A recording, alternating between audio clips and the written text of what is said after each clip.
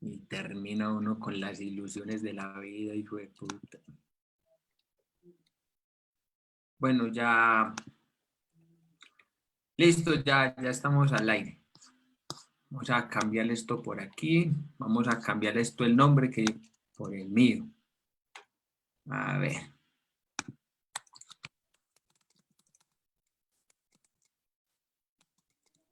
Sí, ya estamos, ¿no? Sí, ya.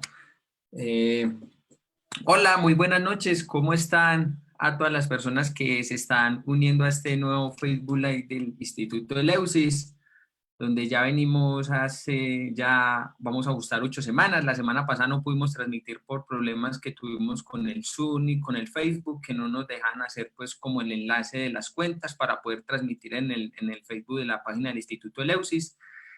Como ya veníamos, ya en las 7 semanas anteriores venimos reflexionando del texto de Jay Hillman, Reimaginar la psicología, o en inglés Revisionar la psicología, escrito en el año 1975, donde hemos dado un esbozo, donde hemos reflexionado las ideas principales de este texto. Ya estuvimos reflexionando sobre el prólogo que él escribió a la edición de 1992. Estuvimos también tratando pues acerca un poco de la introducción que él también estuvo ahí tocando, la importancia de poder tratar el texto en sí, las ideas en general más que la vida propia de Jay Hillman, porque todo el texto en sí mismo es Jay Hillman. Entonces eso también fue como muy importante para poder entrar al mundo de las ideas, de poder dar ese salto a lo psicológico, el salto a las imágenes, de la importancia de poder deshumanizar la psicología y poder atender al alma tal como se nos va presentando. Ya en los 3 encuentros pasados estuvimos tratando acerca un poco de la importancia de la personificación, como esta forma constituyente en la vida psicológica del sujeto, sobre el daimon que se nos impone, sobre la importancia de poder personificar, no personalizar, que es muy diferente porque personalizar tiene que ver más con una constitución egoica, la personificación es algo que se nos impone. Y también hemos venido tratando lo que es la importancia de la patología, o el patologizar, como lo llama James Hillman, sobre cómo el alma aparece entonces a través de la patologización, que el alma aparece a través de la aflicción, que la patología no es como la hacen ver de pronto las ciencias, las otras psicologías, como la psicología humanista o la cognitiva, en que rechazan la patología, es decir, porque el sujeto no tiene que sufrir, el sujeto está aquí como para un bienestar, mientras que Jay Hillman nos muestra que el alma en sí misma también es aflicción, el alma también aparece a través del sufrimiento, también de esa patologización que muchas veces se nos impone, la depresión, la ansiedad, la crisis existencial, etcétera, etcétera. Eso es más o menos lo que hemos tratado. Perdón, Alejo, buenas noches, ¿cómo estás? ¿Qué tal, John? Buenas noches. Pues sí, también una disculpa por la sesión de la vez pasada, pero pues los problemas técnicos no los podemos prever, nos ganaron esa vez.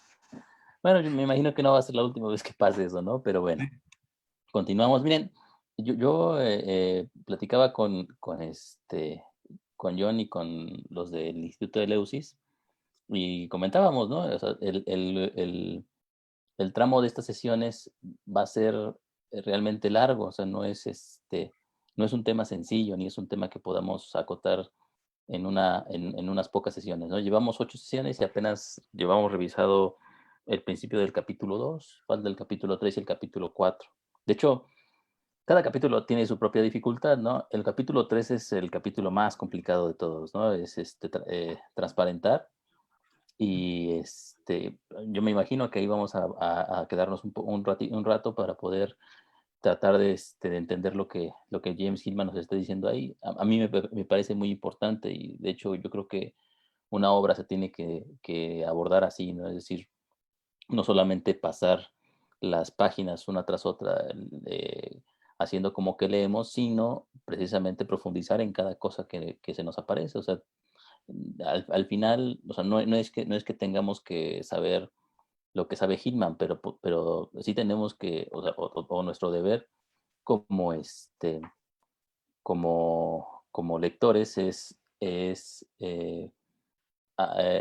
tratar de abarcar cada una de las ideas que el autor nos propone para poder argumentar el concepto que va girando alrededor de su obra. Entonces, bueno, en ese sentido, el libro es exigente con nosotros. O sea, no solamente es que nosotros nos impongamos esa exigencia, sino para poder leer, para poder abordar, para poder entender algo específicamente, pues tenemos que asumir la propia exigencia que nos propone el texto en sí mismo, ¿no? El texto de Hillman es un texto complejo, es un texto muy, muy rico, o sea, y Hillman es un hombre de una cultura tremenda. Entonces, ante esa situación, pues obviamente no podemos despacharlo en 8, en 10, en 12 sesiones. Vamos a necesitar muchas más, ¿no? Entonces, bueno, aquí vamos a estar un rato, por lo menos otros tantos meses más.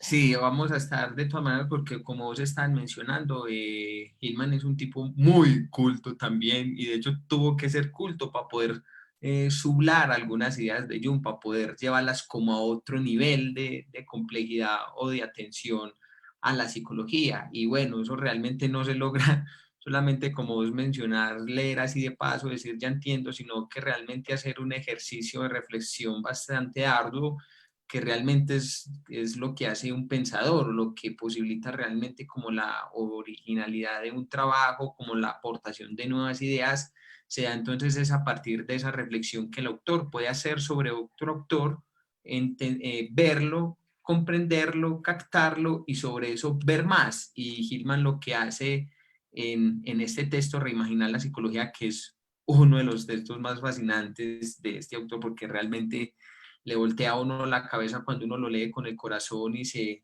le entrega el texto en su complejidad, como dice Alejo, y realmente le abre a uno la visión a un poco más las puertas frente a la comprensión de lo psicológico. Bueno, en el capítulo anterior entonces estuvimos tratando acerca de esta importancia entonces de la patología, entonces de cómo se negaba la patología a través entonces del nihilismo, a través entonces también del nominalismo y a través también de la trascendencia, donde estuvimos desglosando eso durante hora y 40 minutos. Entonces, nos estábamos dando cuenta también de, como decía Jane Hillman, entonces, donde se arrastra también a Michel Foucault, cuando él pensaba entonces que él decía Michel Foucault que la psicopatología era una relación entre el poder y el control que se da, digamos, en los sistemas sociales. Más o menos así es un poco la idea. Y bueno, entonces Hillman entra a refutar eso porque entonces están negando, es decir, la propia capacidad que tiene la psique para patologizar, para crear enfermedades, porque como vos lo mencionabas en una conferencia, que pasadamente estamos llenos de enfermedades, estamos llenos de morbilidad. Hillman también dice eso en su texto en psicología arquetipal sobre la patología, sobre esa morbilidad, sobre la patologización que tiene la psique en sí misma, sobre la importancia entonces de cómo poder atender al alma tal y como se nos presenta, que es a través de este sufrimiento, de esta agonía, de esta desesperación que muchas veces se nos impone, que como decía, por ejemplo, en San Juan de la Cruz es esa noche oscura del alma, pero ¿qué es el alma y cómo se está manifestando? En Kierkegaard es la desesperación.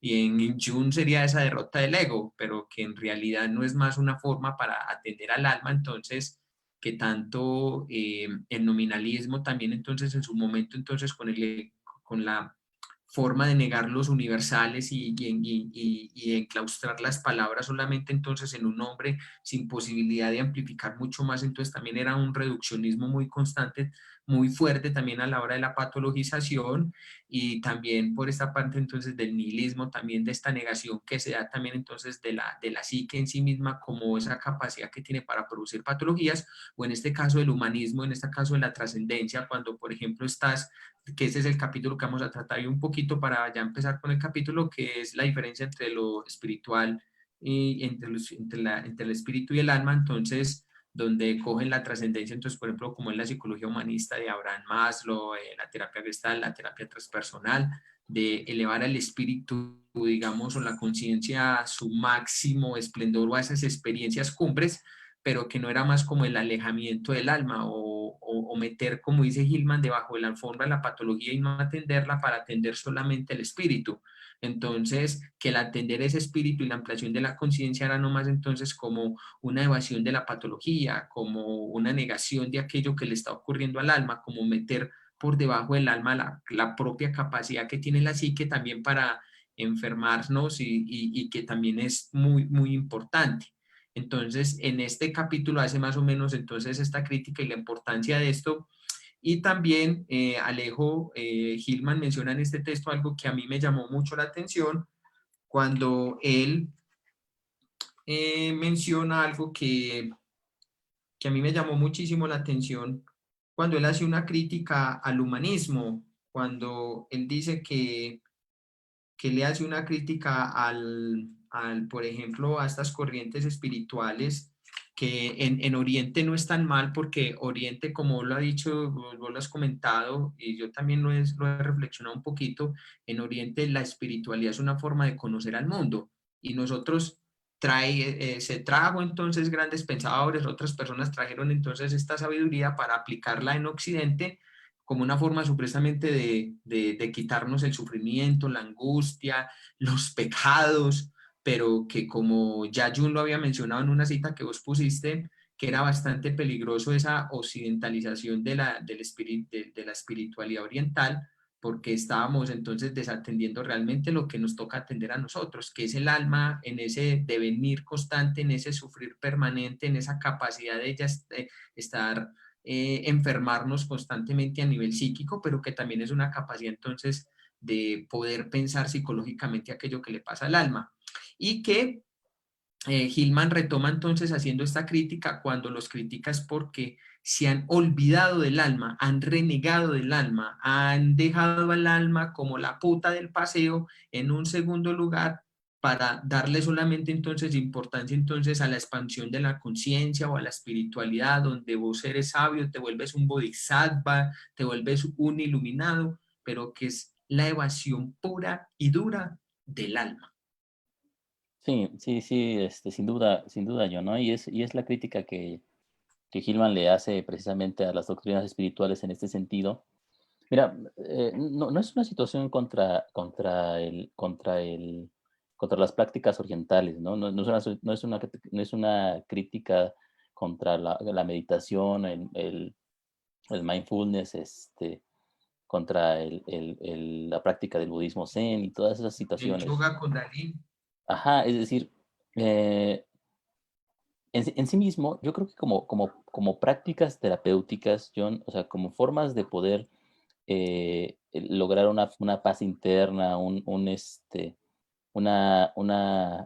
vivencia distinta de la relación con uno mismo y todo eso, me parecen muy válidas y muy, muy importantes en ese punto. Una técnica más, ¿no? Una técnica de respiración, una técnica de meditación, una forma de poder aprender de estas situaciones personalmente y toda esa parafernalia, ¿no?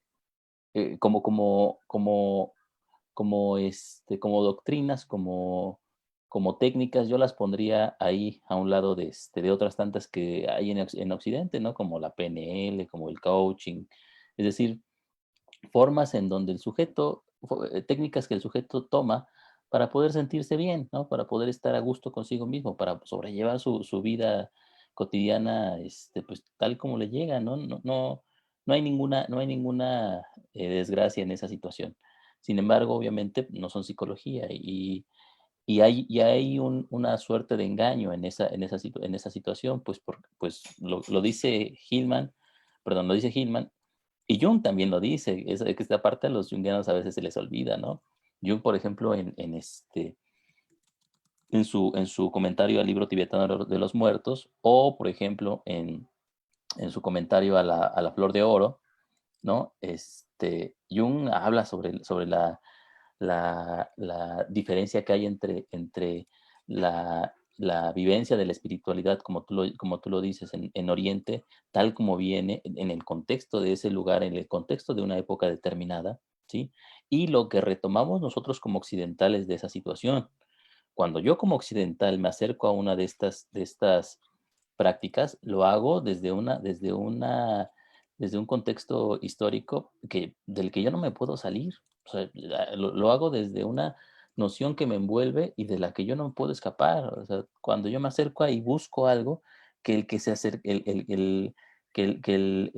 ¿cómo se llama? El monje oriental, hace siglos que se acercaba a estas prácticas, no buscaba. ¿sí? O sea, no se busca la felicidad, no se busca el crecimiento espiritual, no se buscaba todo eso. Nosotros lo buscamos ya, o sea, nosotros como sujetos modernos, ajá, como sujetos del siglo XXI, lo buscamos y es una necesidad nuestra, de nuestro contexto, buscarlo. Entonces, lo podemos hacer de muchas formas. Esa es una de las tantas formas en la que nosotros lo encontramos o en la que lo buscamos, ¿no? Hay muchas maneras, hay casándose, estudiando, haciendo una carrera, Bueno, sí, también, casándome no me gusta. también hay quienes buscamos la espiritualidad Sí, del matrimonio. en el matrimonio, no, no. Y pues lo podemos encontrar en cualquier cosa, o sea, cuidando perros, ¿cómo se llama?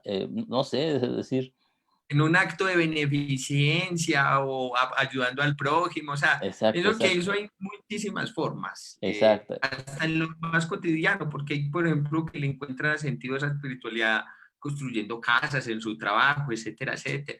Y pues el sujeto obviamente maquilla esta situación de una forma divina, ¿no? Entonces, o sea, yo, ¿cómo se llama? Surfeador de enteógenos, pues digo que esa es la situación máxima, ¿no? Yo, cuidador de la naturaleza, pues digo que esa situación es la máxima. Yo, budista, yo que me voy a practicar budismo zen, pues también, ¿no? Es decir, son formas en este sentido de poder alcanzar algo, una necesidad humana, muy humana, ¿no? Que es pues la búsqueda de la tranquilidad personal, que es algo muy loable y que no hay ningún problema. No tiene que ver con la psicología, precisamente. Es decir, esto no es un proceso ya psicológico, no es algo que, que la psicología le tenga que, o sea, no le incumbe a la psicología lograr la felicidad del hombre, porque nosotros hemos dicho y hemos repetido una y otra vez que la psicología, por lo menos para Hillman, es precisamente el estudio del alma por sí misma, ¿no? Es decir, el objeto de la psicología no es el hombre y por lo tanto no va a buscar ni el bienestar, ni la curación, ni el crecimiento, ni las necesidades humanas, sino precisamente la conciencia de sí misma, ¿no? Es la ciencia que estudia precisamente el suelo donde está fincada ella misma. Ahora, eh, para esto, vamos a hacer un pequeño excurso aquí, John. Lo habíamos dicho en la sesión pasada cuando terminamos. Antes de seguir con esta situación, aparece en nuestro libro, aparece un pequeño epígrafe, perdón, aparece un pequeño subtema que habla sobre la diferencia entre alma y espíritu. Esto es muy importante porque precisamente nos hace profundizar en esta situación y en la importancia de la patologización.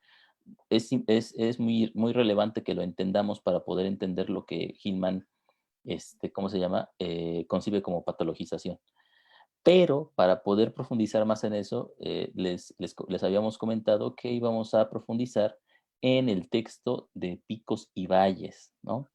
Picos y Valles es un texto de Hillman que se encuentra en uno de sus libros de artículos reunidos. No me acuerdo qué volumen es, creo que el volumen Es el 6. volumen 3, Volumen creo que es el 3, ¿no? volumen 3, sí, Sí, sí, sí, en el Poder and Senes, en el Poder y el Senes, exactamente, exactamente, ¿no? Entonces, 1979. mira, ¿desde cuándo, no? Entonces, vamos a revisar un poquito en ese se ahonda precisamente lo que aquí Gilman presenta como la diferencia entre alma y espíritu. Sí, y la diferencia entre psicoterapia y espiritualidad, que generalmente hay una tergiversación o hacen de la espiritualidad una psicoterapia, y ese ha sido pues como para Hillman uno de los grandes errores, porque la atención a cada una es totalmente diferente y el objetivo de cada una es totalmente diferente. Y entonces, Alejo, porque en este texto de Picos y Valles, realmente Gilman arranca este texto con algo que a mí me llama mucho la atención, y es cómo la imagen fue enclaustrada, es decir, fue encerrada, negada, y fue muy, digamos, en ese nominalismo por allá en Binacio, en Constantinopla, en 1897, creo que esa es la fecha, donde entonces el cristianismo y el catolicismo era la patria potestad en función de la imagen, en función de lo que es Dios, de lo que debería de regir, y bueno, y es algo que se enclaustró mucho por muchísimo tiempo en esta relación del alma, y había una misma confusión que se plantea también en el mismo cristianismo cuando confunden alma con espíritu, o lo que es lo mismo, o no tienen de esta diferencia. Y bueno, y esto para Gilman es fundamental, esta diferencia entre alma y espíritu, y en picos y valles realmente él da como a reflexionar un poco acerca entonces del valle, es decir, del valle de hacer alma, de la profundidad del alma, del oscuro que es el alma, de las imágenes que también componen al alma, de las manifestaciones y del mismo patologizar como tal que sea en el alma.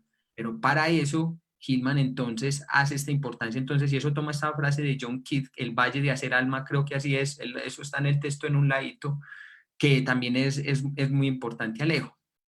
Exactamente. Fíjate que esto que decías acerca del Concilio de Bizancio, implica la tradición cristiana de la que hemos estado también hablando nosotros, ¿no? El cristianismo, ya habíamos dicho nosotros, repetimos, se encumbra como la religión dominante, am, destruyendo las religiones, más bien, más que destruyendo, integrando dentro de su misma, dentro de su mismo panteón a las religiones politeístas. O sea, la emergencia del cristianismo es un proceso monoteísta que va absorbiendo a todos los demás elementos. Es decir, en donde había dioses, tiene que haber un solo Dios.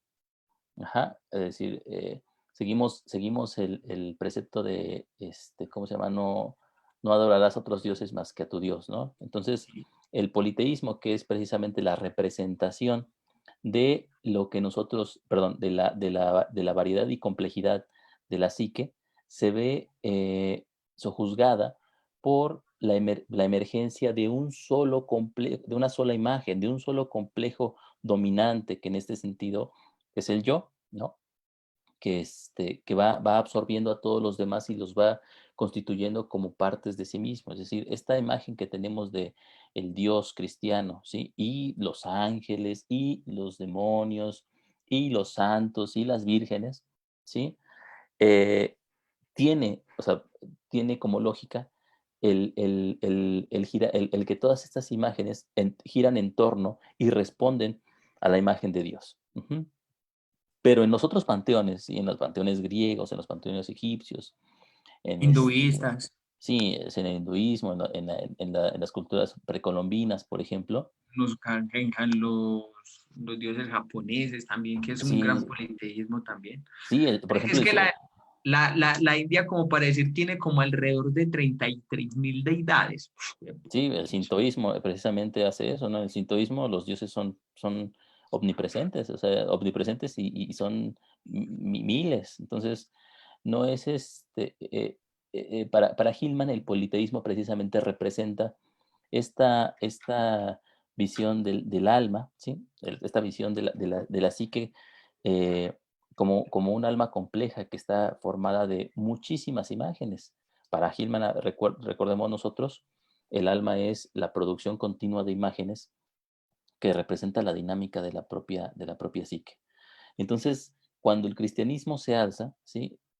Para Hillman esto representa una, una, una represión del pensamiento imaginal, de la imaginación y por lo tanto del alma como un concepto prevalente dentro de la relación del hombre con su realidad. Lo que, lo que surge de esta situación es ¿cómo se llama?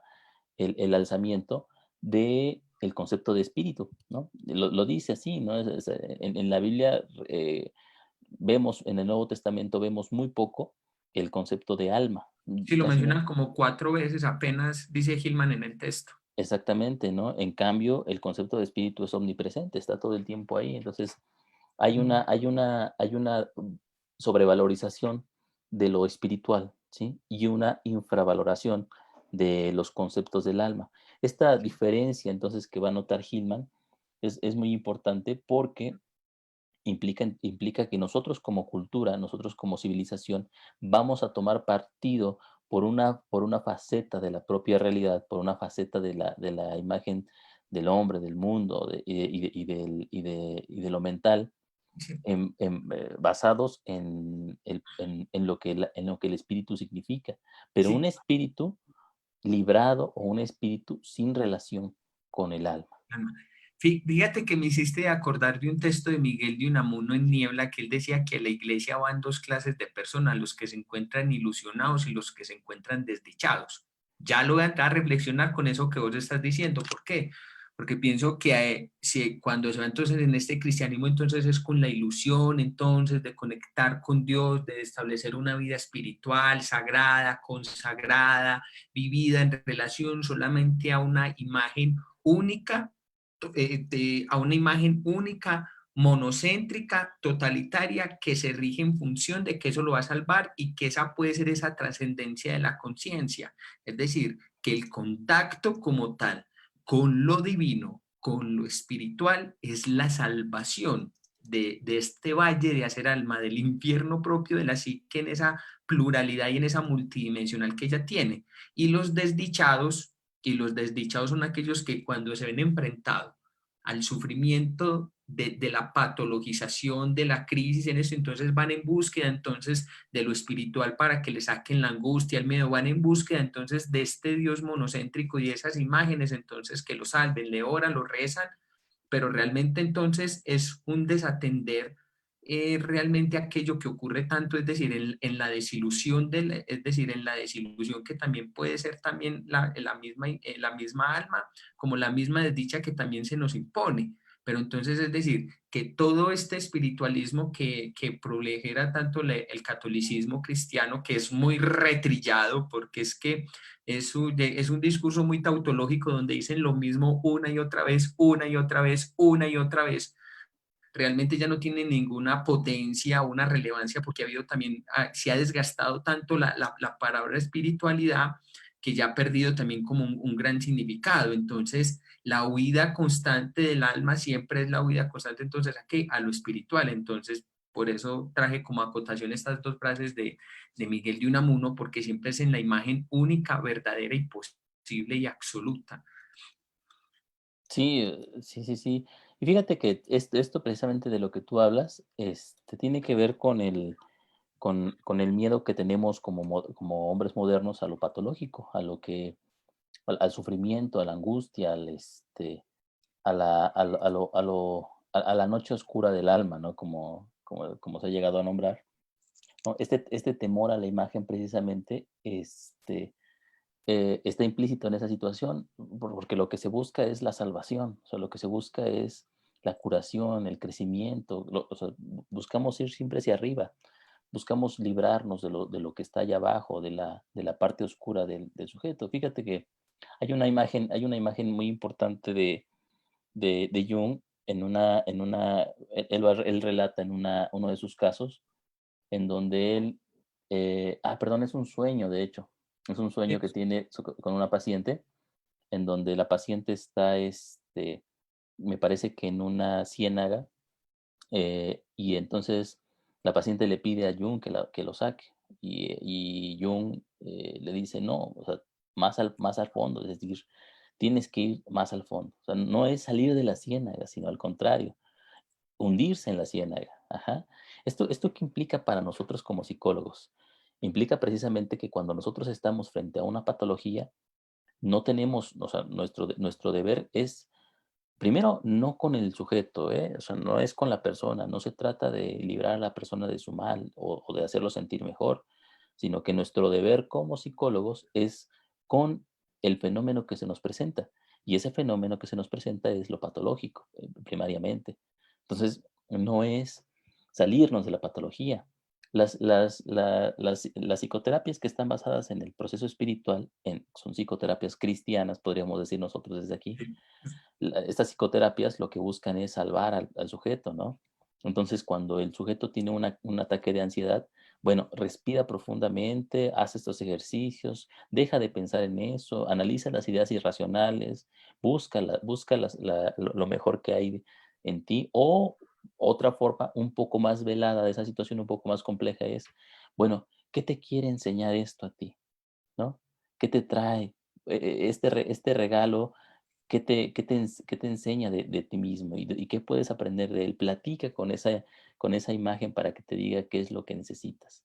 Es decir, parece como si de verdad tomáramos en cuenta a la patología, pero no, lo que hacemos es, ¿cómo se llama? Aprisionar a la patología en la necesidad del sujeto, en la necesidad de la persona. Sí, eso A es como la ese, imaginación activa, que usted entra en conversación con la patología a ver qué le dice. No hay un y ejemplo. Pues, la pero es que eso es imagina, muy egoico. la imaginación activa, como la manejan los junguianos, ¿no? Mm. Como la manejan los junguianos, no como la manejaba Jung. O sea, para Jung la imaginación activa no era un proceso bonito, ni ¿cómo se llama? Ni de crecimiento, ni de nada de eso. O sea, Jung, cuando empieza a hablar con las imágenes que se le presentan en este quiebre psicótico, eh, no va en busca no va en busca de una solución. O sea, simplemente se deja llevar por esas situaciones, que es muy diferente a lo que hacemos nosotros junguianos cuando hacemos imaginación activa. Cuando nosotros Sí, hacemos imaginación activa, vamos con un propósito, el propósito de curar al sujeto, ¿no? sí, de hecho Gilman también critica la imaginación activa aquí en el texto, porque entonces Ujú. la imaginación activa en realidad no es un trabajo en sí propio con la personificación en este caso, sino es más como con lo que vos estás diciendo, entonces con un propósito, con un objetivo, a ver qué me dice, a ver qué hace, pero que realmente no es más que una necesidad, oye, pero usted cómo va a saber realmente si la imagen, es que la imagen en sí misma cuando se te impone, la personificación se te impone, ya viene ella en sí misma con una expresión, con un diálogo que ni siquiera uno lo tiene que cambiar, sino simplemente estar atento fenomenológicamente a ver eso cómo se va desarrollando. Y entonces, realmente esa es una crítica muy fuerte que también le hace Hillman aquí al texto, a la imaginación activa tal y como se desarrolla, porque es puramente egoica, es puramente al servicio del ego, a la estructura del ego, pero que en realidad no se está estableciendo a lo que ellos llaman esa relación entre el eje yo-sí mismo, porque es nomás una huida precisamente a ese eje yo sí mismo, porque el sí mismo también sea en la personificación o en la misma patologización también, por decirlo de alguna forma. No solamente es divino, sagrado, tal como nos lo muestran muchos junguianos.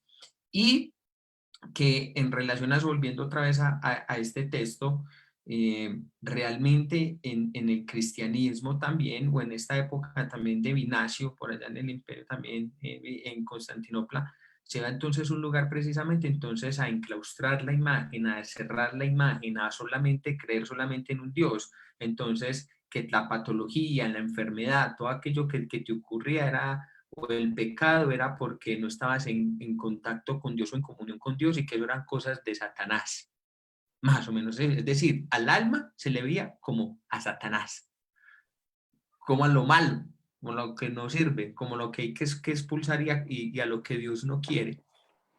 Sí, sí, exacto, ¿no? De esa manera lo que nosotros hacemos es algo que Hillman llama alegorización, ¿no? Convertimos a la imagen en una representación de algo más. Convertimos a la imagen en la representación, por ejemplo, Satanás representa lo malo, representa ¿cómo se llama? Lo que no es asumido por la mente cristiana, por la conciencia. Entonces, o sea, cuando nosotros decimos esto es la sombra, o sea, lo que decía Hillman alguna vez, ¿no? O sea, si nosotros cuando soñamos con una serpiente decimos que la serpiente es la representación de, ¿no? De un complejo, que tiene que ver con con la imagen del caducio y todo eso, del caducio, Sí, bueno, sí, del cauceo de, ay, ¿cómo es que se llama este Dios? Del cauceo de Asclepio, de sí, Asclepio. exactamente. Eso, o que representa, por ejemplo, entonces la serpiente también, toda esta cuestión urobórica, entonces del sí mismo, y uno es como que... Lo que Sí, pasa es que eso es muy egoico, hay una cuestión muy egoica en función hacia la imagen, porque me hiciste acordar de un sueño que me contó una amiga, donde la terapeuta dijo que le apareció una serpiente blanca, no me recuerdo más del sueño, entonces que decía que esa serpiente blanca era su ego inflado. Y yo, no jodas. Entonces, ella realmente, ¿cómo va a saber de que esa serpiente blanca si es su ego inflado? Pues, o sea, que realmente entonces hay una cuestión muy histérica, muy egoica en falsificar la imagen o acomodar la imagen a lo que yo quiero que diga para mí o a lo que yo la quiero acomodar. Entonces, como tal, se niega la imagen, se mata la imagen, se corta la imagen. Lo mismo pasa con la patología. Con la patología en sí misma viene con una imagen a la cual hay que atender, que no se puede ni cortar, negar, mirar qué tiene que ser, sino que dejar que la patología en sí misma se despliegue, porque ella tiene su propia conciencia también. Esa propia imagen ya viene con uno como con un simbolismo que ella misma lo va haciendo. Entonces, no es un proceso que tenga que hacer el analista junguiano, entrar a simbolizar, entrar a amplificar o a metaforizar, sino todo lo contrario. La misma serpiente, en un momento que se va desplegando fenomenológicamente, ella ya misma va haciendo ese trabajo de simbolización. Entonces nosotros no tenemos que estar acudiendo a terceros, a cuartos o a quintos para entonces entrar a falsificar la imagen o a ponerle una etiqueta y decir esto significa. Y lo mismo pasa en esta función entonces también con la misma patología, con la misma patología o con esta imagen que se nos viene, ya tiene todo lo que necesita, sin ponerle ni más ni menos. Exactamente, ¿no? Y pero lo que hacemos desde el ámbito de la salud mental es precisamente alegorizar por medio de categorías. Estas categorías las llamamos diagnósticos, ¿no? Estos diagnósticos diferenciales, estas etiquetas que nosotros aprendemos del DSM-5, del CI-10, pues sirven como una forma de poder sustituir al fenómeno que tenemos enfrente. Porque, por ejemplo, el niño que tiene TDA, ¿no? El adulto que tiene ¿cómo se llama? Que es borderline o cualquier cosa así, ya tiene la etiqueta encima, ¿no? Ya no tenemos a un sujeto, ni tenemos un fenómeno que se desarrolla bajo su propia lógica, sino que tenemos simple y llanamente una etiqueta, ¿no? Una etiqueta que comprendemos, una etiqueta que nos dice a nosotros, o sea, ya si el sujeto tiene, ¿cómo se llama? Alguna patología, no necesitamos entenderla, solamente tenemos que acudir al manual y el manual nos dice qué es, cómo abordarla, cuál es su desarrollo, cuál es su pronóstico y toda esa situación. No ¿Y qué tenemos, criterios cumple? exactamente, ni siquiera tenemos que pensar mucho, ¿eh? O sea, ya está ahí, ya está todo ahí en ese sentido. Es que realmente la psicología y las ciencias de la salud, o sea, o sea, necesitamos mucho el hábito de memorizar, pero de pensar no se nos exige, realmente. O sea, por eso no hay grandes pensadores dentro del ámbito.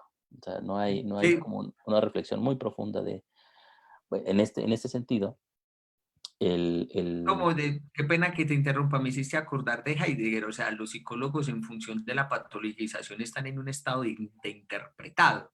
Es decir, se está interpretando porque se la pasa entonces diciendo todo lo que repiten, lo que dicen entonces los manuales, etcétera, etcétera, etcétera. Pero como se está diciendo, ¿dónde está entonces ese pensar reflexivo, contemplativo, analítico en función qué pasa en la patología, qué pasa en la imagen? Y no confundir entonces el alma con el espíritu o en el caso pues de Gilman, o enredarse aún más, entonces no, venga, vamos a hacer oración, vamos a hacer imaginación activa, vamos a hacer meditación, vamos a hacer esto, o sea, apelan a un discurso trillado, retrillado, que ya aprendido, que no han reflexionado, que memorizaron y que simplemente pueden aplicar, y ya en función de esa patología, pero no hay un compromiso como tal con la imagen propia de la patología. sí, exactamente.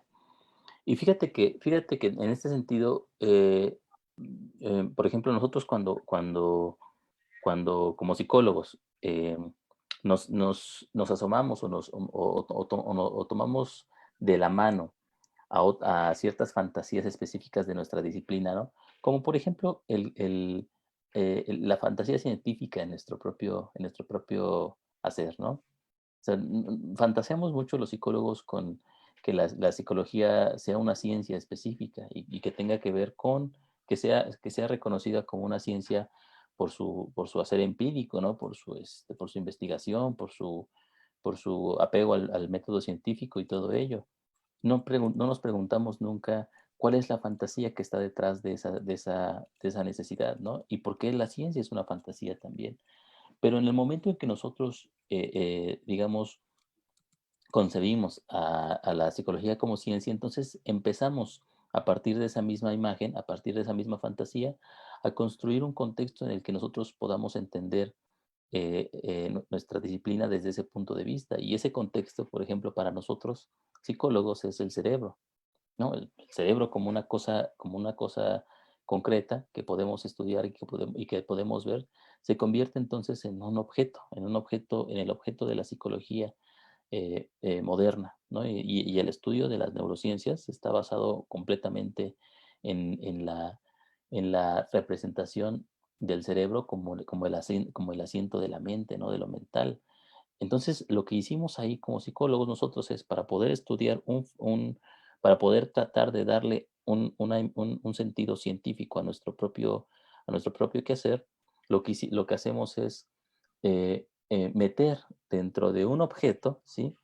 Todo el complejo de la mente como tal, o sea, de la mente como la mentalidad, como ese proceso de la conciencia que se va desarrollando y que si nosotros somos cuidadosos con el asunto, pues no podemos subsumir a un solo elemento, sino que es, como decía Jung, la mayor parte del alma está fuera del hombre, es decir, la mentalidad no es una situación que solamente ocurra, o más bien que ocurra en el ser humano como si fuera propiedad de, sino al contrario, es el contexto de lo humano, ¿no? Es donde el sujeto se desarrolla. Pero cuando ya lo metimos dentro del propio cerebro y reificamos, ¿sí? La noción en una sustancia que nosotros pensamos que es el asiento de la mente, pues entonces, primero, perdón, aplicamos un matiz reduccionista, ¿sí?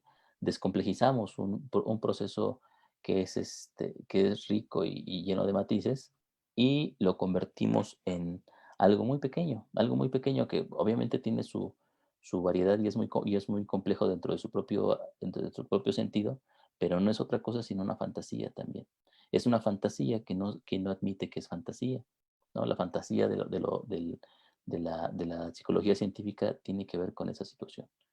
Entonces, Sí, bueno, es como es un catolicismo, un cristianismo científico, por decirlo de alguna forma. ¿En qué sentido me refiero a esto? Es decir, que solamente entonces hay una forma de entender, de comprender, de analizar, de aceptar, válido y no más. Entonces, ¿dónde está entonces esa pluralidad y esa misma fragmentación y esos muchos personajes que hay en la psique misma?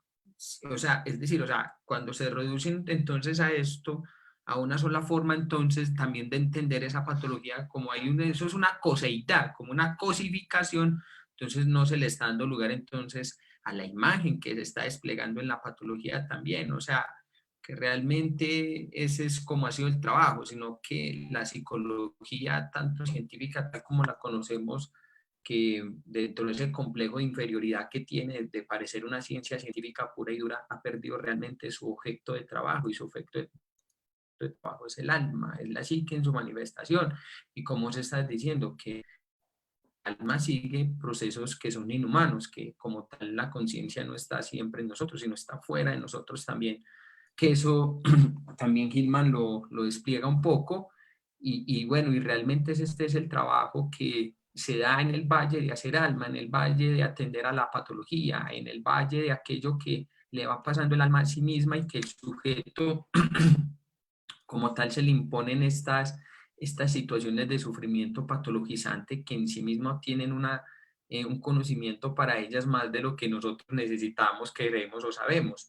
Entonces eso también es muy importante, o sea, la imagen o la fantasía científica de que tienen una verdad pura y dura de curar la patología, entonces a través entonces de regular los neurotransmisores, la serotonina, la oxitocina, la dopamina y las endorfinas, es como una forma como tal de cura de la depresión, pero entonces no están dando cuenta esa parte imaginal, esa parte imaginal del alma, el alma ahí expresándose, entonces inmediatamente la niegan, la subla y la desatiende, algo que Hillman también mira también y menosprecia, porque dice en el texto Alejo de una manera ahí, por saliéndome un poco de picos y valles, dice de la siguiente manera: si he menospreciado los enfoques trascendentales de la psicología humanista y oriental es porque estas menosprecian el alma real, al volver la espalda a sus patologizaciones, le vuelven la espalda a toda su riqueza, al elevarse hacia un perfeccionamiento espiritual, y aquí yo digo yo también, hacia un perfeccionamiento científico y cerebral,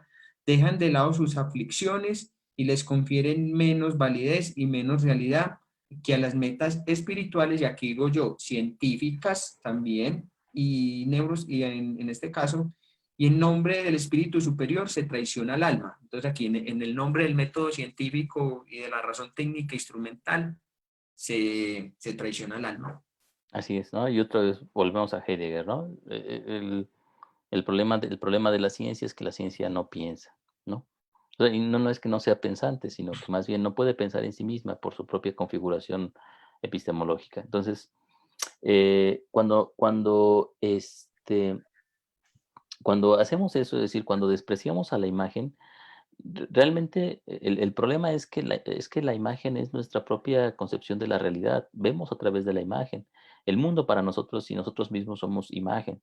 Todo lo que nosotros percibimos, fantaseamos, pensamos, creemos, queremos y lo que sea, es decir, todos estos procesos son primero imágenes como tal. Entonces, bueno, la gran dificultad de esta situación es que cuando despreciamos lo imaginal, no lo desaparecemos, ¿sí? No se va, sino que al contrario, ocurre como un proceso separado de nuestra propia conciencia. No somos conscientes de esa situación, que es otra vez el concepto de neurosis. O sea, en la neurosis, o sea, no, no, con la mano derecha no sabemos qué hacemos con la mano izquierda. O sea, están separadas las conciencias de los dos procesos, de dos procesos que son uno realmente. Entonces, cuando nosotros estamos desconectados de la propia conciencia de las imágenes, precisamente ellas y su actuar se nos escapan de la conciencia y empezamos nosotros a llenar estos huecos hechos de desconocimiento y estas lagunas mentales, podríamos decir así, las empezamos a llenar de nuestras propias ideas y de imágenes que van poco a poco devorando a la conciencia en este sentido, ¿no? Entonces, sí tenemos nosotros que tener en cuenta esta situación que aparece en Hillman y que Hillman retoma de Jung, además, de que la imagen es lo primordial, de que la imagen es lo que hace el mundo, de que la psique es un receptáculo y un creador constante de fantasías, por lo menos en el aspecto de Hillman. Como tú dices, cuando nos escapamos al espíritu, ¿no? Por ejemplo, como mencionabas a Abraham Maslow, ¿no? Eh, Nosotros lo que hacemos es eh, llamar a fantasías de elevación, a fantasías de desarrollo, fantasías de crecimiento, fantasías en donde algo llega a cimas cada vez más altas. Por eso nombra Gilman a este texto Picos y Valles, ¿no? Los picos, las montañas son fantasías precisamente del espíritu. O sea, de todos modos, o sea, no podemos librarnos de la fantasía. El espíritu también fantasea, pero fantasea inconsciente de su propio acto de fantasear. Entonces, en la terapia humanista, por ejemplo, en la terapia transpersonal, nos vamos hacia zonas elevadas de la conciencia, hacia estados alterados que nos elevan sobre lo material y lo mundano, que nos hacen ver cosas diferentes. O sea, nos convertimos en despiertos, en elevados, en sujetos que tenemos que somos dueños de una conciencia expandida, ¿sí? La expansión es otra fantasía del propio espíritu. Entonces, si nosotros lo tomamos así, yo, por ejemplo, yo sí quiero hacer notar que, por ejemplo, nuestra propia cultura occidental, tal como se ha construido a partir de la modernidad, a partir de la revolución industrial, por ejemplo, y más antes, a partir de por ejemplo, del descubrimiento de América y todos esos sucesos que se siguen, ajá, son procesos expansivos, Yo le voy a ¿no? decir desde el feudalismo. podría ser, ¿no? Es decir, desde el feudalismo. lo que pasa es que todavía en la Edad Media, en el feudalismo, todavía hay una contención del sujeto, es decir, el universo todavía está formado por esferas, por las esferas celestiales en donde el ser humano está encerrado, o sea, no hay más allá. Pero cuando se rompen las esferas celestiales, ¿no? Con este Copérnico, o sea, no es que Copérnico las rompa, ¿no? Sino que más bien la conciencia en ese momento, o sea, sufre un revés por parte de sí misma que la obliga a concebir y a concebirse, ¿sí? En un mundo ya no cerrado, sino en un mundo infinito, ¿no? Lleno de estrellas. O sea, es la diferencia, por ejemplo, entre lo que pasa entre la conciencia, perdón, la visión del mundo ptolomeica y lo que pasa con Copérnico, con Giordano Bruno, con Galileo Galilei, es decir, todos estos pensadores lo que van haciendo es constituirse, ¿sí? Atravesados por una noción que en ese momento se va desarrollando, que es la del universo abierto. Este universo abierto permite el renacimiento, permite el descubrimiento de América, permite el iluminismo, permite la Revolución Francesa, permite ¿cómo se llama? La Revolución Industrial, permite el protestantismo y más tarde permite la implantación del capitalismo como la forma político, socioeconómica, perdón, y política de poder en la que nosotros nos desarrollamos, querámoslo o no, y la modernidad, por ejemplo, como esa época de constante expansión de las ideas, expansión del dominio del hombre sobre la naturaleza, ¿no? Y más tarde, por ejemplo, la posmodernidad, de la que hablan pensadores como Frederick Jameson, como Jean-François Lyotard, todo eso, o sea, estos procesos de expansión que se van desarrollando, precisamente tienen que ver con esta asunción de la imagen del espíritu, ¿no? Es decir, todo, o sea, eso que pasaba en el concilio de Bizancio, ¿sí? Esa entronización del espíritu como la forma, como la imagen predominante frente al alma, ¿sí? Tiene que ver con lo que estamos viviendo justamente ahorita. Podríamos decirlo nosotros así, que nuestra cultura y nuestra sociedad es una sociedad eminentemente espiritual. ¿Sí? No es,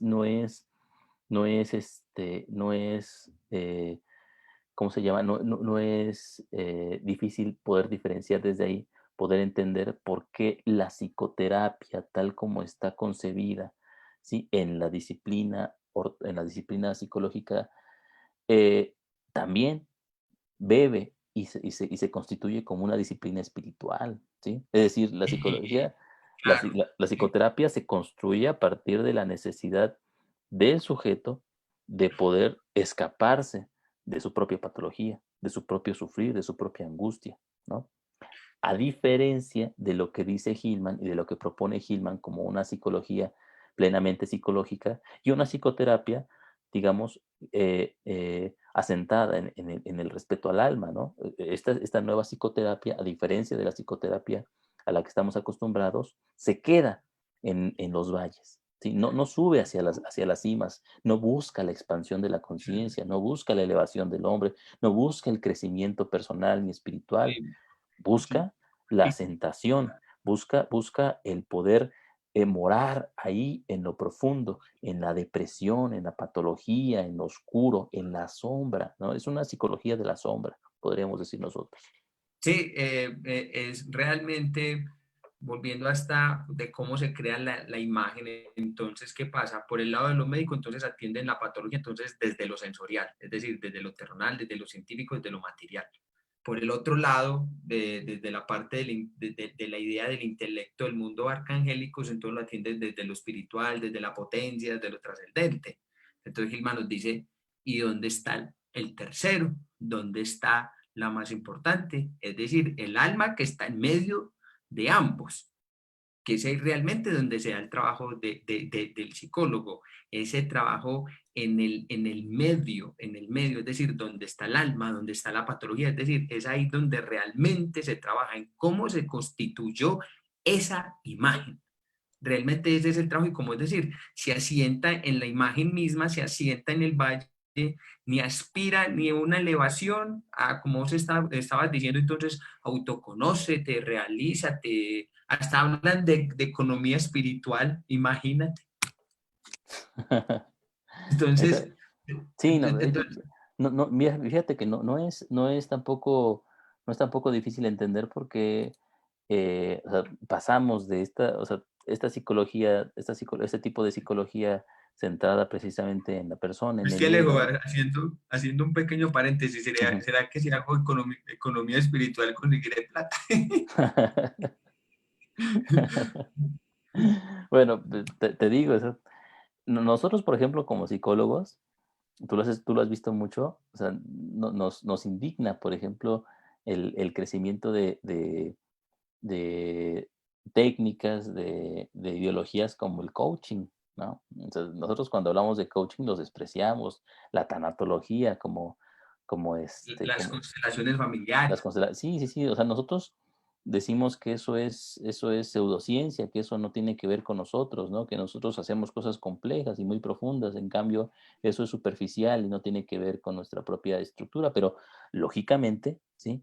Si nosotros nos basamos en ese, si nosotros entendemos cuál es el objetivo de nuestra propia, de la construcción de la psicología como un desprendimiento de la fantasía del espíritu sobre el alma, pues nosotros, o sea, vemos y podemos entender que estas prácticas estas prácticas pseudopsicológicas pues realmente son hijas nuestras, ¿no? Realmente son parte y consecuencia de nuestro propio hacer, nuestro propio teorizar, nuestro propio construir la psicología.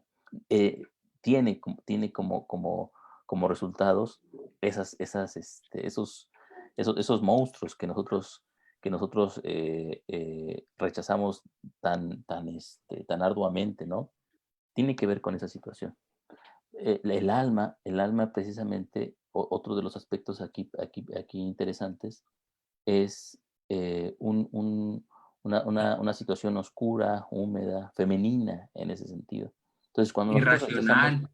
exactamente, cuando nosotros hablamos, por ejemplo, afuera, en lo político, de patriarcado, cuando hablamos de liberación femenina y toda esa situación, habría que preguntarnos también hasta qué punto no estamos, como dicen por acá, no sé cómo lo digan allá, haciéndonos afuera de la basílica, ¿no?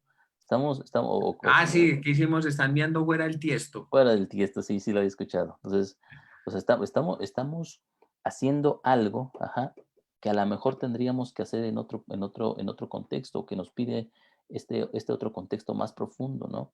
Es decir, la feminista, sí, el ecologista, ¿cómo se llama? El que está en pro de los derechos de cualquier cosa, sí, no ve este contexto precisamente de la disolución del alma en la cultura y en la relación del hombre con su realidad, ¿no? Y sin embargo, aboga por estos hechos como hechos puramente semánticos, como hechos puramente, como dichos nada más, pero no se va o no profundiza precisamente ahí donde ocurre la degradación de lo femenino. La degradación de lo femenino no ocurre solamente en la mujer que no puede trabajar o en la mujer que le pagan menos. La degradación de lo femenino ocurre en el alma, ocurre en nuestro rechazo a la propia patología, por ejemplo, en nuestro rechazo a la depresión, en nuestro rechazo a lo angustiante y a la oscuridad de la propia vida del alma, ¿no? Ahí está realmente el patriarcado, ¿no? Este concepto, esta idea, esta imagen de patriarcado, ahí está latente y ahí está actuando constantemente, pero lo resolvemos en otro lado, ¿no? Lo resolvemos acá, pero en la relación entre el alma y el espíritu lo dejamos intocado, ¿no? Ahí no hay problema. Por lo tanto, la feminista, ¿sí? Puede ser tan espiritual y tan patriarcal, ¿sí? Como esa imagen del hombre machista contra la que lucha. Sí, yo pienso que eso es precisamente como ese trabajo donde ya se ven, digamos, tenerse que ver enfrentado, es decir, a esa propia oscuridad, es decir, a su propia, al alma, lo que está expresando también les cuesta mucho, porque es que cuando uno este trabajo lo ve de una manera muy espiritual, muy revolucionaria, es decir, pero muy desde una espiritualidad donde nosotros merecemos más y estar arriba de, o estar más allá de, o cuando piden supuestamente los mismos derechos en igualdad de condiciones. Eso es lo que dicen semánticamente, pero sintácticamente los presupuestos que tienen otros son muy diferentes.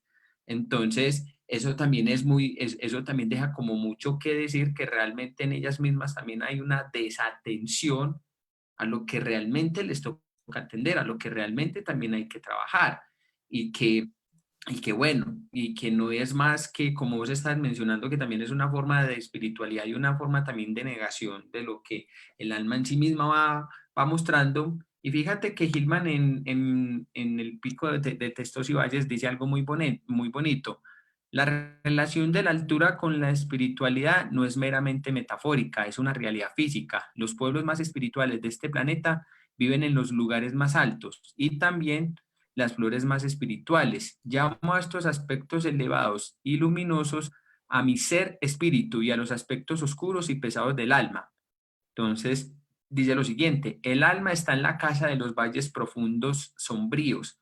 Allí crecen pesadas flores aletargadas, saturadas de negro. Los ríos fluyen como almíbar dulce. Se vacían de enormes océanos de alma. El espíritu es una tierra de altura, los blancos picos y lagos y flores como joyas resplandecientes. La vida es parca y los sonidos viajan a grandes distancias. Hay música del alma, comida del alma, danza del alma y amor del alma. Eh, Me parece que aquí también Gilman aquí él realmente está citando es como un texto, una carta que le escribió el Dalai Lama a Peter Goujar y que a mí me llama mucho la atención porque era lo que vos están mencionando ahorita, es decir, el alma en este trabajo quiere decir que no es un lugar bonito o agradable, sino que es una densidad, es decir, desde la propia irracionalidad, desde la propia oscuridad que ella tiene también en sí misma, de los propios aspectos de la misma fragmentación que tiene la misma alma y que se nos va desplegando a través de estas personificaciones y de la misma patología, es decir, el patologizar es esa parte oscura, sombría, pesada que tiene el alma sobre sí misma y como tal también se nos impone. Mientras que en este caso la espiritualidad aboga por otras cosas mucho más ligeras, mucho más sublimes, mucho más ligeras, mucho más descargadas, mucho más tranquilas. Es decir, de no ver eso pesado de la vida, sino que la vida es pura, es como ir flotando. Eh, 2 metros por encima de la tierra, es decir, donde ya estoy en contacto conmigo mismo, en paz conmigo mismo, cuando el alma todo lo contrario es revolución, locura, desacuerdos, fragmentación, irracionalidad, contradicciones, crisis existenciales. Realmente es ahí donde se da ese trabajo entonces del alma, de esa patología y que como tal toca darle ese lugar. Entonces se niega este trabajo cuando se busca precisamente con lo que vos estás diciendo, es decir, frente al desarrollo de una técnica, de la razón técnica instrumental, de cómo las mismas psicoterapias, por ser efectivas, empiezan a hacer cruces entonces entre psicoterapia y espiritualidad y empiezan a combinar las cosas, pero que realmente ellos mismos también que cometen ese error donde no hacen esa diferencia entre lo que le compete al alma y lo que le compete al espíritu, porque Hillman tampoco niega el espíritu del todo. Hillman también nos habla de que también hay que tener cierto espíritu, cierta conciencia para poder bajar a estos valles también del alma y no dejarnos devorar por todo desde este proceso. Pero que entonces, ¿cuál es la conciencia? ¿Cuál es el trabajo que yo debo de advertir con el alma? Y no estar yendo, es decir, como a las alturas y desatender a la imagen y crear una imagen única de un nirvana, de un bodhisattva, de pura solemnidad, de pura tranquilidad, de pura amabilidad, cuando el alma atiende otro trabajo, cuando el alma tiene otro compromiso, cuando el alma tiene otras manifestaciones, cuando el alma también se nos impone, cuando el alma también se da en la emocionalidad más desarraigada. Por ejemplo, Enrique Skenazy mencionaba algo que a mí me gustaba mucho la atención cuando él decía, en el celoso, en los celos también hay alma. Quien mata a otra persona, en el asesino, también hay alma, ahí hay alma.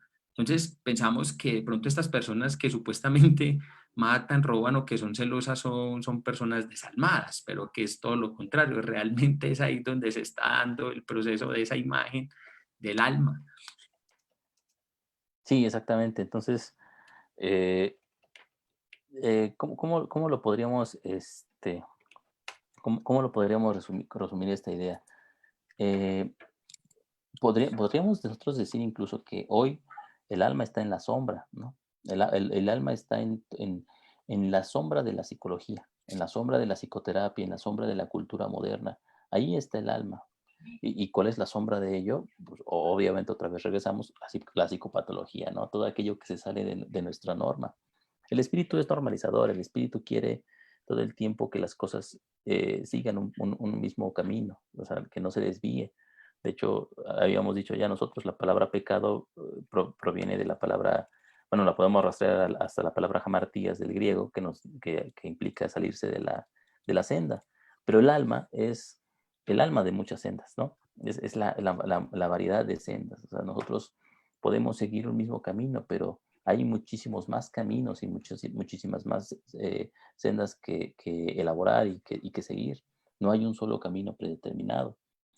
Fíjate que hay una, igual y para ir acotando esta situación, Hillman pone, por ejemplo, el, el, la situación del ascetismo, ¿no?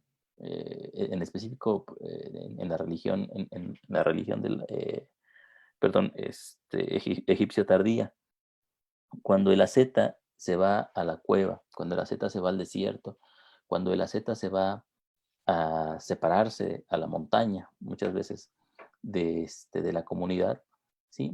Lo hace como una forma de torturar, como una forma de no estar en contacto o de limitar su contacto con las fantasías, a las que llama demonios, a las que llama el cuerpo, a las que llama los deseos, ¿no? Para ellos, los deseos implican esta situación. Por ejemplo, En el Mahabharata dice que ajá, el deseo enturbia la sabiduría, es el eterno enemigo del sabio. sí, ¿no? Exactamente. Y ahí tenemos ya una prerrogativa espiritual. O sea, yo me estaba acordando en esta parte de esa parte de la vida bueno, de la novela de Siddhartha, ¿no? De Hermann Hesse, Sí, de Germán Hesse. cuando, cuando, cuando Siddhartha sale por primera vez hacia el mundo, una de las primeras cosas que encuentra es precisamente a una asceta, ¿no? Y el asceta le enseña cómo poder separarse de los deseos y cómo poder transformarse, por ejemplo, o perdón, o cambiar su conciencia con la de un animal específico, con la de otro ser vivo. Siddhartha entiende en esta situación que esa es una vía, de las tantas vías que hay, pero no es la única. Y precisamente quedarse solamente en ella es una forma de enclaustrarse y de no permitirle a su propia alma el viaje y la complejidad que requiere. Lo vemos nosotros también, por ejemplo, en la doctrina del cuarto camino, ¿no? Con Gurdjieff, cuando Gurdjieff rechaza el camino también del yogi, ¿no? Tiene esta misma connotación. No es suficiente con rechazar el deseo. Realmente hay que entenderlo. No podemos solamente salirnos del deseo ya. No podemos volvernos espirituales y ya nada más. Primero, para poder hacer eso, tenemos que meternos en esa situación. En otra parte, no más tardía, Siddhartha se encuentra con Kamala, ¿no? O sea, Sí. con la prostituta de la que aprende todos los vericuetos del deseo. Entonces, podríamos decir, nosotros podríamos hacer aquí una diferenciación, o sea, mientras que la Z, ¿no? Es una representación del camino espiritual, ¿no? Kamala representa la relación con el alma, porque Eso Kamala te iba a decir es lo femenino, Kamala femenino. es lo sensual, Kamala es lo carnal, ¿no? Lo que nos mantiene aquí Sí, atados en esa situación. Ahora, también de esa situación por sí misma, Siddhartha se desapega, o sea, también tampoco se queda en esa situación, porque es como tú lo dices, John, hay una relación específica entre alma y espíritu. Tampoco es que nosotros tengamos que salirnos solamente de lo espiritual y negarlo, sino que precisamente en la relación entre el alma y el espíritu hay una sisigia de la que no podemos evadirnos, que siempre está ahí y que está continuamente construyendo la sí. relación nuestra con la psique. Y se lleva a cabo de forma autónoma, pero no siempre somos conscientes de esa situación. Ahí está, ahí hay una situación interesante, ¿no? Estos procesos ocurren todo el tiempo y ocurren a pesar de nosotros. O sea, nuestra gran dificultad no es hacer o no hacer que ocurran, porque nosotros no los provocamos, sino ser conscientes de que ocurran, ¿no? O sea, nuestro vivir y sobre todo como psicólogos, nuestro vivir psicológicamente implica ser conscientes, estar atentos a esos procesos que se desarrollan en la relación continua entre alma y espíritu. Sí, sí, porque eso es muy importante y es algo que menciona también Hillman en el texto de Picos y Valles, donde realmente quien hizo ese trabajo de liberar a la imaginación fue Jung, es decir, quien liberó la imagen de todo este enclaustramiento. Ya lo podríamos ver en grandes poetas atrás, podríamos hablar de un Manuel Swedenborg, de William Blake, que también hicieron ese trabajo, parece que Federico Hölderlin también atendió mucho también esta parte también del alma, también y la imaginación, pero quien realmente dio ese trabajo a nivel psicológico, a nivel del alma, de las imágenes, de ese trabajo como tal del alma, fue en Jung. Fue en Jung quien denunció también, fue en Jung quien liberó al alma de todos estos vericuetos y de todas estas melcochas judeocristianas y católicas de confundir alma con espíritu, decir que es la misma cosa, también en un primer momento. Entonces ya Jung empieza a dar entonces como que el alma y esa capacidad que tiene ella de imaginarse también a sí misma, de poder crear imágenes también y crear una cierta forma también como de fantasías que tiene el alma sobre sí misma también y sobre el sujeto. Así es. Fíjate, hay otros elementos también sería importante tocar, ¿no? Por ejemplo, hay, igual y podemos ir avanzándole con esto, diferenciando cuáles son las visiones diferentes del alma y el espíritu, ¿no? Por ejemplo, ya habíamos dicho, ¿no? Nosotros que el alma, para Hillman, es una imagen de los valles, de lo oscuro, de lo profundo. En cambio, De el lo denso. espíritu implica los picos, lo elevado, lo frío, ¿no? Pero también el alma es húmeda, mientras que el espíritu es seco, ¿no? El espíritu tiene que ver con la inteligencia, el alma tiene que ver con la intuición, ¿no? El alma ahonda, el alma es profunda, profundiza en las cosas y les da significado a las situaciones. El espíritu, en cambio, las mejora, las eleva, las vuelve saca lo mejor de cada una de ellas, ¿no? La vuelve más sublimes, más Exact- únicas. Me hice exactamente. acordar de que quien podía representar eso perfectamente, en este caso podría ser Apolo. Apolo Por, podría representar perfectamente el espíritu, porque entonces Apolo en este caso muchos decían entonces del ánimos, del espíritu, entonces como de las artes, de lo elevado, de lo sublime, de la razón, de la sabiduría, de la inteligencia, de lo rapaz también. Ujú. Y sin mencionar que hablándolo así, él tenía muchas dificultades con lo sexual, porque realmente lo espiritual hasta cierto punto, Apolo tenía una gran dificultad entonces para relacionarse entonces con lo femenino, en este caso con el alma, entonces porque él mencionaba, creo que es Ovidio mencionaba que cuando persiguió a la ninfa Dagne, cuando Cupido lo flechó, esta vieja se rehusó a estar con él, cogía y se le volaba, él no sabía qué hacer. Y lo mismo le pasó con Casandra, cuando le dio el don a Casandra el don de la profecía, y la promesa era que se tenía que acostar y tener relaciones. Casandra no le pagó la promesa, entonces cogió y la maldijo también.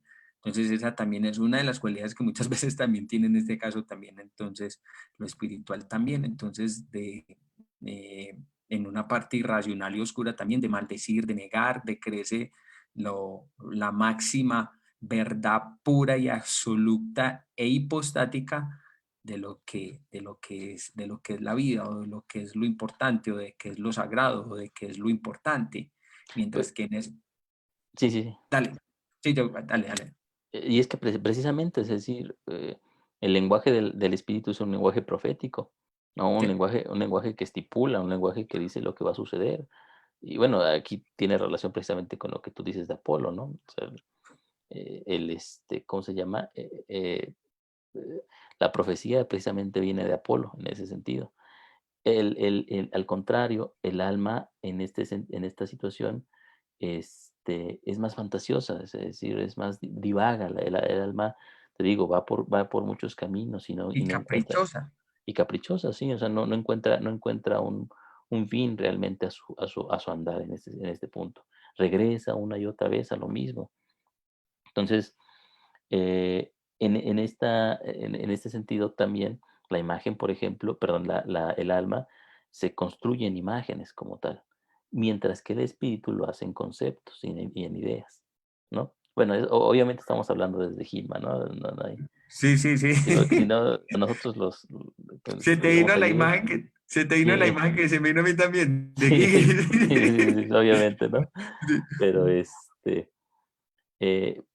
mientras la imagen habla de multiplicidad, perdón, el alma habla de multiplicidad, el espíritu habla de De una, absolutos. sí, de absolutos, de un solo elemento que constituye todo, ¿no? Y por último, por ejemplo, el espíritu es atemporal, el espíritu rechaza lo pasado, rechaza lo que sucedió, solamente lo nuevo es lo importante. Para el alma, en cambio, lo importante es lo de atrás, ¿no? Lo que viene, lo que va constituyendo su propia estructura es el pasado, es su relación con el pasado en ese punto. ¿Qué podríamos, Si ella necesita volver una y otra vez. así es, así es. Ahora, eh, retomando esta idea que tú habías dado ya, John, en este sentido, cuando decimos nosotros, cuando hablamos de estas dos dimensiones, ¿sí? No estamos diciendo que haya que tener ahora preferencia solamente por el alma, y Hillman lo retoma así.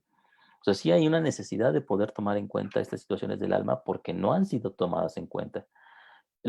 Pero la relación que el alma tiene con el concepto de espíritu, con la imagen del espíritu, perdón, es una relación sigial, ¿no? Es una situación de no separación.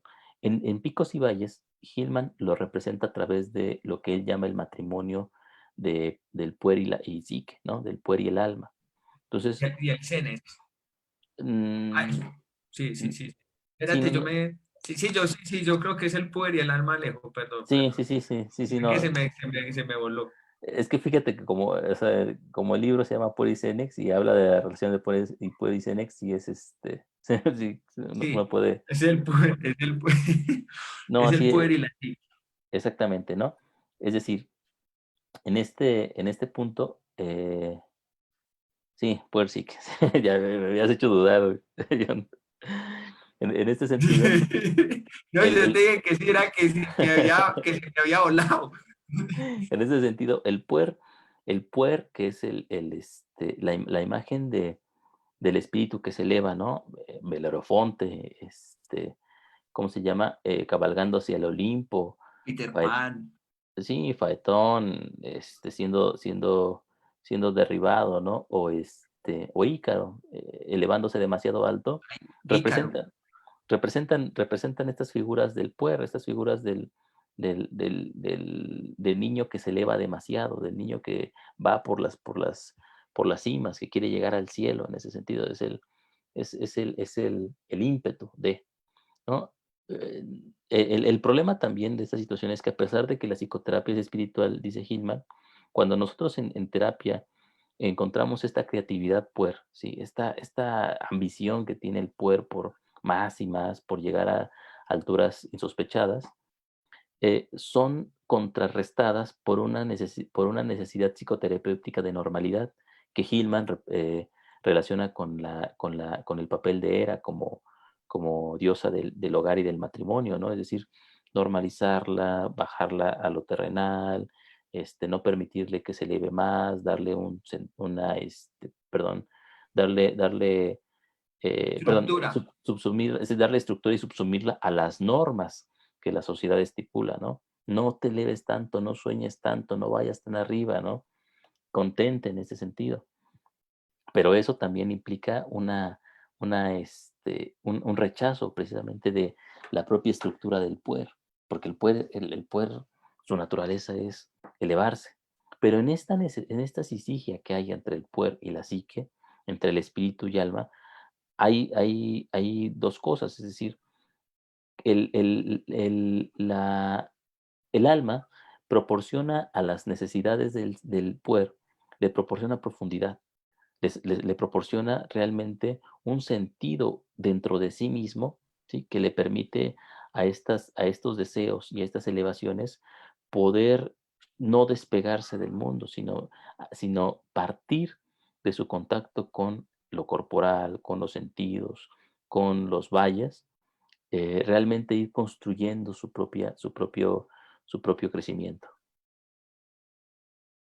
Sí, porque fíjate que eso era lo que yo iba a decir en lo que sea esta relación, porque generalmente quienes son estos puer también que se elevan mucho, llega un momento que también el alma misma coge y aterriza entonces a través de la crisis, del problema, o sea, es decir, el alma también busca también aterrizarse y hacer un proceso porque no se vuela, y es decir, y el puer en sí mismo, como vos estás diciendo, en ese proceso creativo también tiene un alma, es decir, algo muy importante como tal que le constituye y le permite dar una forma, una concreción de aquello que está ocurriendo dentro del mismo. O sea, no se separa, sino que realmente es como que lo que le posibilita precisamente al poder es esa espontaneidad, esa creatividad, ese trabajo también y esa elevación también es la psique misma, es el alma misma, no lo puede hacer de otra forma. Sí, sí, exactamente. Entonces, hay una necesidad pero también el alma necesita del poder, ¿no? Necesita de esta elevación espiritual. O sea, el alma por sí misma es inconsciente de lo que le ocurre. Es decir, no tiene no puede reflexionar acerca de el momento en el que se encuentra, ni de cuál es, ni de qué es lo que está haciendo. Su andar es tan errático que vuelve una y otra vez compulsivamente hacia ahí, hacia el punto.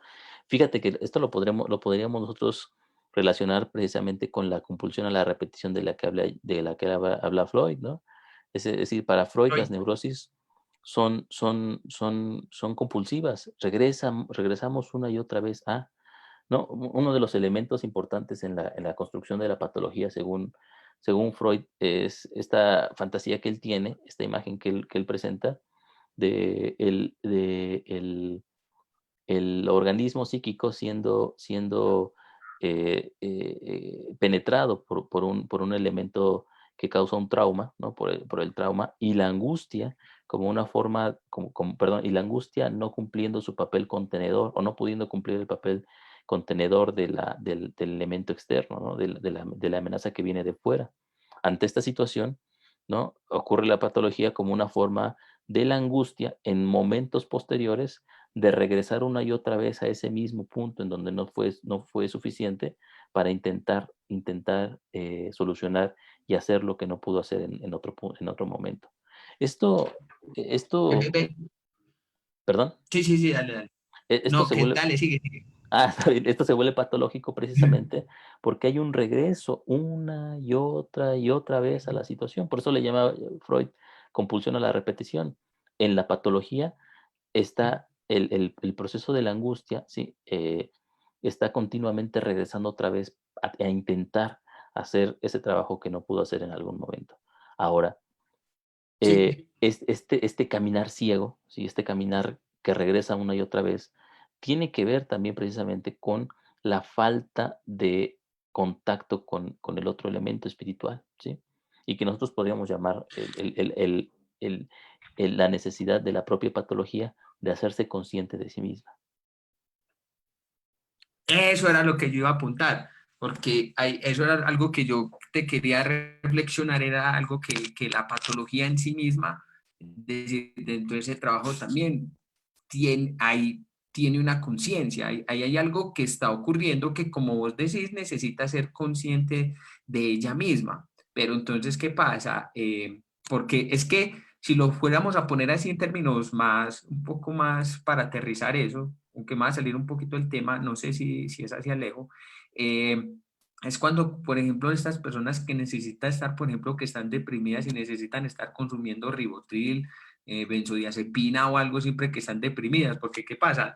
Vuelve la experiencia una y otra vez, una y otra vez, una y otra vez, vuelve y los azota la misma patologización, o sea, siempre va a tender a ocurrir esa patologización, entonces siempre negamos entonces con el medicamento, entonces hay un rechazo como tal a lo que el alma está presentando ahí, entonces hay una negación a lo que ella va a tender a imponerse una y otra vez, una y otra vez, una y otra vez. Exactamente. Entonces, precisamente en estos procesos patológicos lo que vemos no es solamente una elevación del alma como tal, perdón, este, perdón, lo que vemos es una relación precisamente asimétrica entre el espíritu y el alma. O sea, no es que haya que dar preferencia a uno u otro. Nuestra cultura le ha dado preferencia a uno de esos elementos, pero nosotros como Y la psicólogos, confunden. sí, y la confundimos precisamente o sea, hacemos psicología desde el espíritu, ¿no? Cuando lo que tendríamos que hacer precisamente sería hacer psicología desde el alma en relación con el espíritu, ¿no? Y el espíritu como una fantasía, como una necesidad de la propia alma por elevarse sobre sí misma y por tomar conciencia de sí como un proceso autónomo. Esta situación, pues obviamente no es asumida por la psicología, no es asumida por los psicólogos junguianos y por lo tanto aparece en los consultorios como las, la patología y como la necesidad de curar la patología, ¿no? Que al final esta relación inconsciente entre la patología y su curación, ¿sí? Lo único que hacen es recrudecer y volver otra vez a la briega el proceso de patologización, ¿sí? O sea, el proceso de patologización tampoco es un elemento que quizá no tendría que estar ahí eterno, o sea, no tendría que estar por siempre, sino que una vez que cumpliera su propio papel para sí mismo, ¿sí? Dar paso a otros elementos de complejidad. Pero, sin embargo, un proceso patológico que permanece ahí, ¿sí? Habla de que el sujeto o la persona, ¿sí? Está precisamente necesitando o en la labor de no permitir que ese proceso se desarrolle tal como tendría que ser, ¿no? Hay una necesidad entonces, por lo tanto, del psicólogo de ahondar y del paciente, ¿sí? De ahondar en estos procesos patológicos y permitir que los procesos patológicos se resuelvan por sí mismos, ¿sí? Es decir, no es tampoco, es decir, dejarlos ahí y que se quede, y que hagan lo que se pueda, sino más bien en el trabajo terapéutico, el trabajo terapéutico, perdón, implica eh, promover, ¿sí? Estar ahí presentes en el proceso en donde lo patológico cobra conciencia de sí. Sí, eso me hiciste acordar de algo, es decir, o sea, que es que realmente hay una conciencia la cual como tal que hay que atender y que, como estás diciendo, la patología necesita hacerse consciente de sí misma también. O sea, es decir, que ese grado de espiritualidad es fundamental porque no van separados y realmente Hillman también quiere hacer esa connotación ahí de que no se puede ir al alma realmente sino con un grado de conciencia, sino un grado de espiritualidad que posibilite precisamente ese trabajo con la patología, con aquello que llega el consultante al trabajo terapéutico, pero entonces realmente lo que pasa es que hay una huida constante del psicoterapeuta, del analista junguiano, de toda cuanto terapia está ocurriendo en función de lo que le pasa al alma, en aquello que le está ocurriendo a ella en sí misma y que se le impone al sujeto, pero entonces,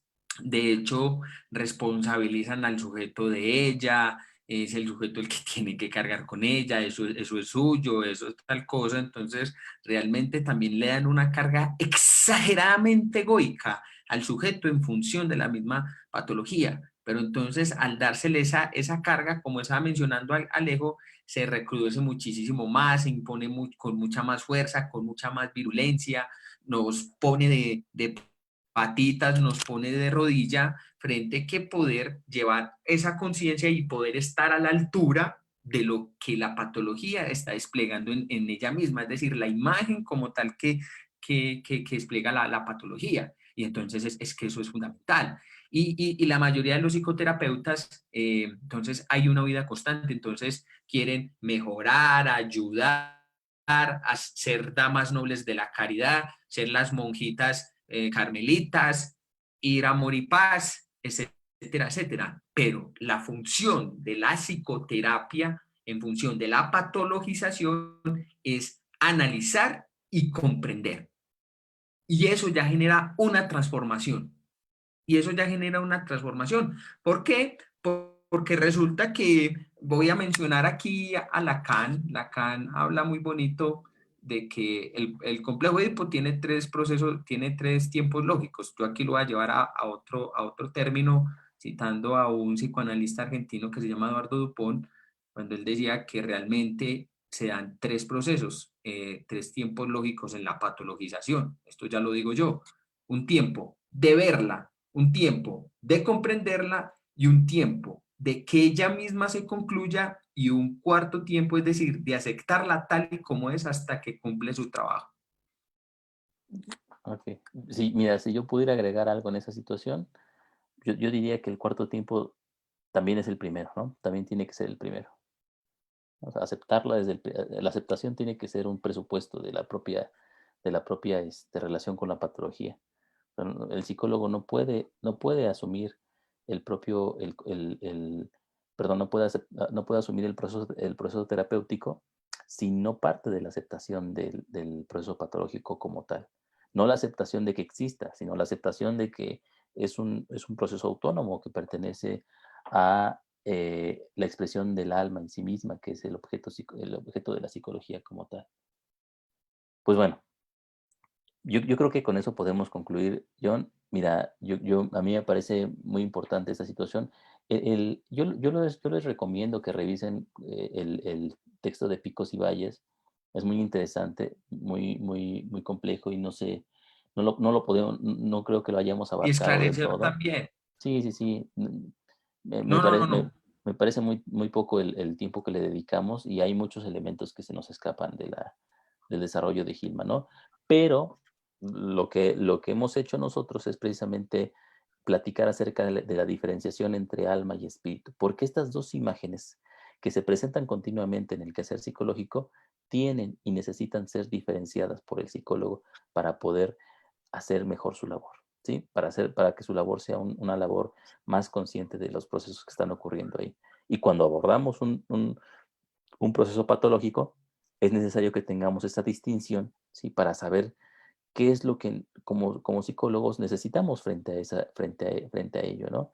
Y separar nuestra propia necesidad, nuestro propio deseo, nuestros propios objetivos de los deseos, las necesidades y los objetivos de la patología, que también es un sujeto, pues es una imagen.